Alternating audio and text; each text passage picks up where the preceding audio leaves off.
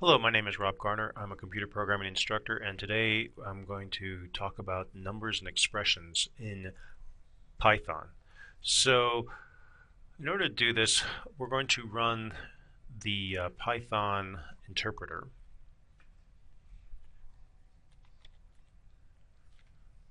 And you have idle, which allows you to write programs directly, but we also have the Python command line, and we're going to work with this one for today. And when we have the command line open up, basically it looks like your normal command line window, except that you'll notice that you have three of these greater than signs, and that's the command prompt for Python. And you can notice that we're running Python 2.7.9. And so let's do some simple expressions. And we'll start off with just doing 2 plus 2. So I'm typing this directly into the command line. And when I hit return, you'll notice that it actually evaluates that expression. So if we type an expression at the command prompt in the Python interpreter, it will just evaluate it. So right now we're not really writing a program, we're just executing commands. So let's try something else. Let's try 53,672 plus 235, 253. So we can evaluate very large numbers. So the plus and minus kind of works the same way. If I do 4 minus 2, we can see that it does subtraction. And if I want to do multiplication, I could do 4 times 6. And you'll notice that we use the asterisk rather than an x for multiplication. That's so that because x can often be used as a variable and the computer can't differentiate it contextually as easily as a human can, we often use, programming languages typically use the asterisk for multiplication.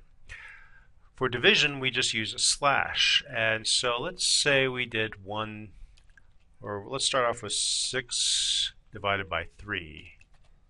And we would expect that to be 2, which works. And then let's try 1 divided by 2. And you notice that it returns 0. Well, why is that? Well, right now, all of these variables are integers. And integers basically are numbers that do not have a decimal point and numbers after the decimal place. So when it tries to divide 1 divided by 2, it gets 0 plus whatever the remainder is, and since we don't have any decimals after an integer, we can't store it. So 1 divided by 2 becomes 0, and we could see, for example, if we did say 3 divided by 2, we would get 1, because 2 goes into 3 one time, and then it just throws away the remainder when we're doing integer division. Let's see what happens if I, however, put 1.0 divided by 2.0.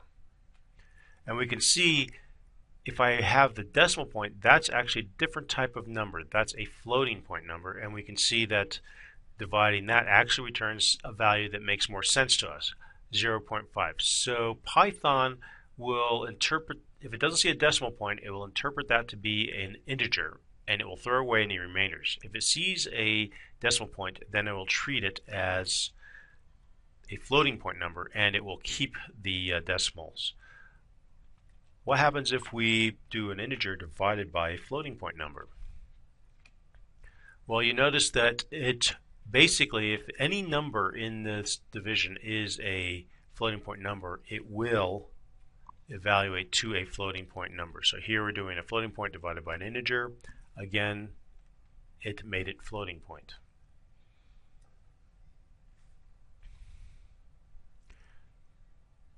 And we can even use just the period. We don't have to have a 0 afterwards. And it will treat it as a floating point.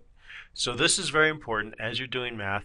You want to make sure that if you want to retain the decimal points, that you have a floating point number somewhere in your equation.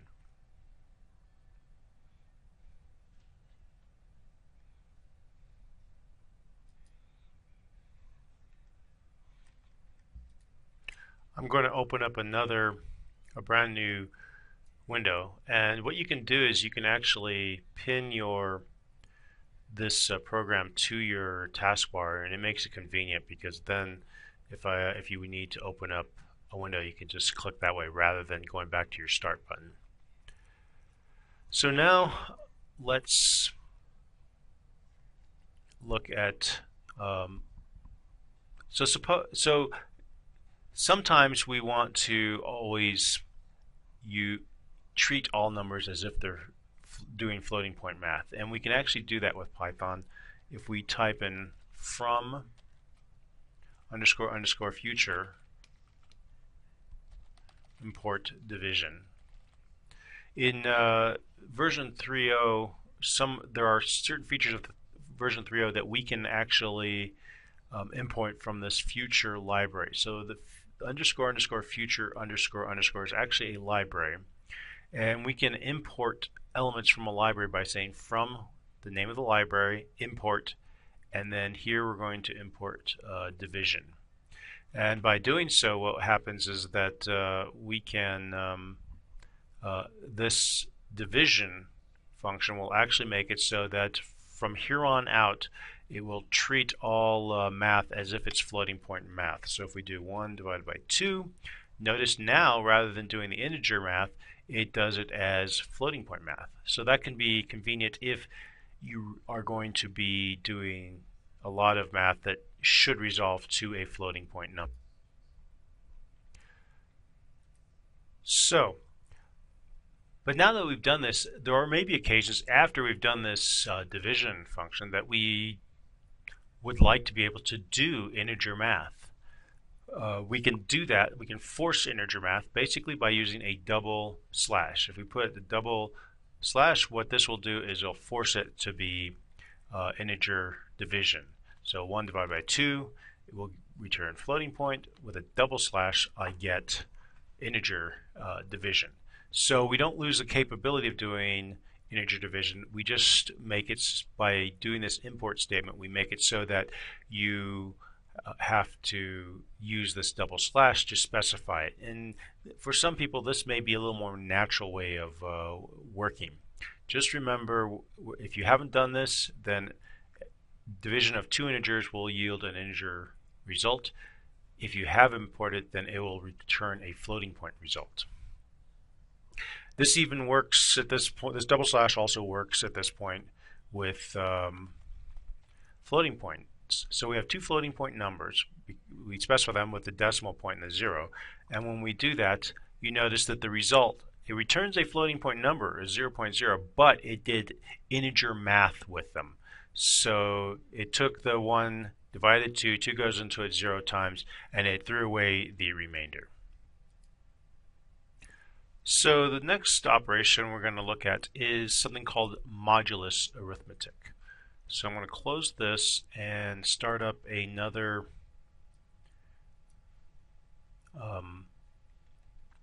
window.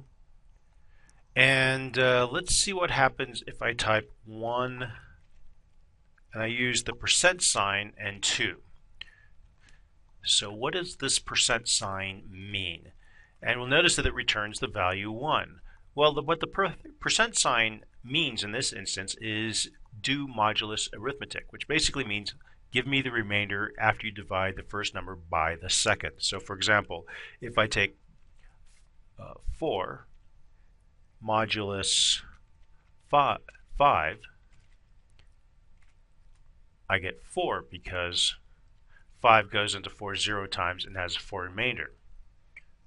Similarly, if I take 7 modulus 6, 6 goes into 7 one time and has 1 remainder.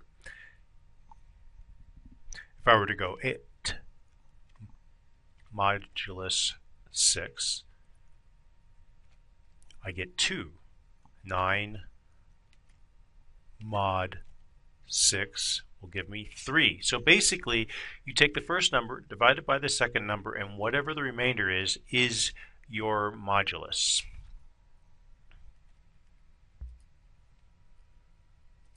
So let's try a few operations. If I say 10 divided by 3,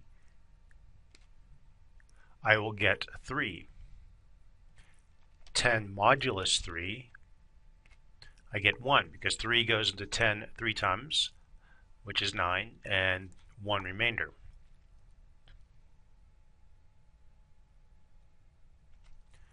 Similarly, if I say 9 divided by 3, I get 3, and 9 modulus 3 is 0. This makes modulus very useful to see if a number divides evenly into another number. If the modulus returns 0, that means that the second number can divide evenly into the first number. What happens if I use a floating point number, though, and use a modulus operation on it?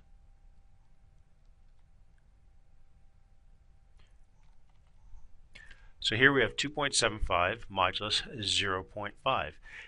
And the remainder concept seems to make sense with an integer, but does it work with a floating point? And in fact, it does in Python. Not all languages will do this by default, but in Python, if you use the modulus operator with floating point numbers, it will basically say 0.5 goes into 2.5 5 times, and with a 0.025 remainder. So that can be useful for certain specific applications. And as much as possible, Python will try to make everything work somehow. When they code Python functions, rather than giving a lot of exceptions, Python will just generally try to make it work. And that will create some advantages and sometimes create some disadvantages, as we'll see as further on with some of these lessons. What if we want to raise a value to a power? So let's say we want to raise 2 to the 3rd power. In Python, we can use a double asterisk to indicate an exponent. So here, 2 to the 3rd power returns 8. 5 squared would return 25. It'll even work with negative numbers. If I raise minus 3 to the 2nd power, I get minus 9. So what happened there? Shouldn't minus 3 raised to the 2nd power yield positive 9? Well, there's an order of operations that goes on here, and so Python will do the exponential operation first, and then we'll do the negation. So it holds off on the negation. In order to do this as the way we would normally think of it, we actually have to put the minus 3 in parentheses. The parentheses say do the minus 3 part first, so negate 3 first, and then if we raise it to the 2nd power, we get the more predictable result of 9. So order of operations is very important in a computer program, and generally speaking, exponentials are done first, then multiplication and division, and then finally addition, subtraction, and negation.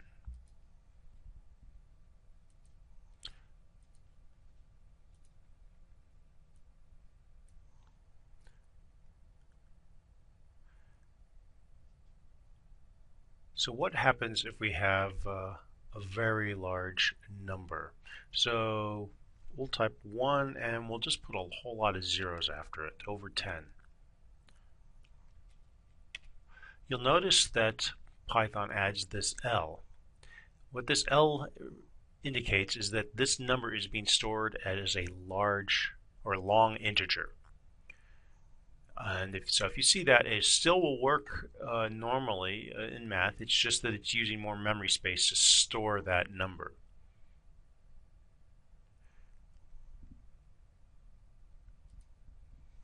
Let's try another large number. Just randomly type in some numbers, make it a long, and then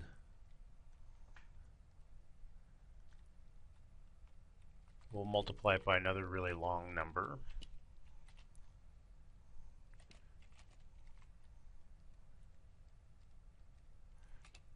And you'll notice that it will do this whole operation, but it'll return it as a long in order to store this number. So we have a regular integer here with two longs, and the two longs are being multiplied. As far with regard to order of operations, the multiplication is going to be done first, then the addition, and so you get this long integer in this case.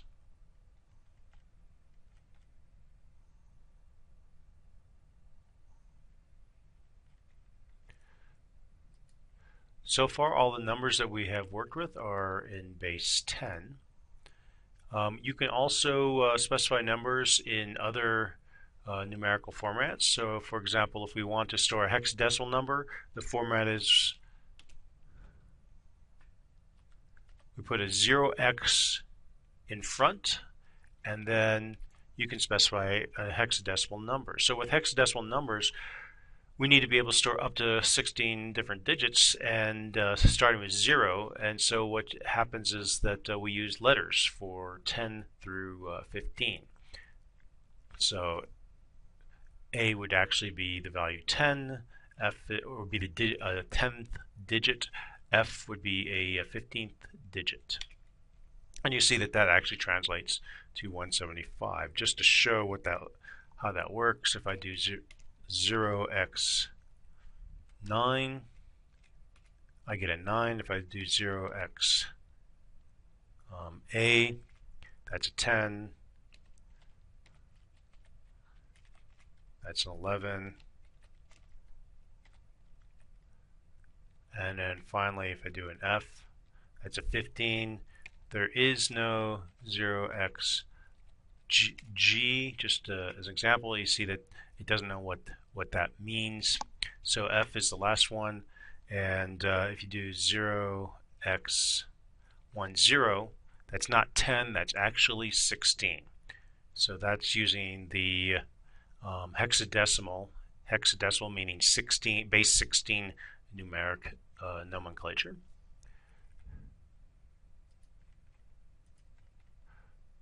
We can also designate octal numbers by you basically putting a 0 in front of something. So 010 is not 10, that's actually 8.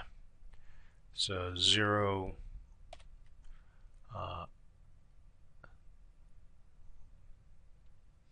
7 would be 7, 8 actually is kind of confusing to the program. It doesn't know what you're trying to specify.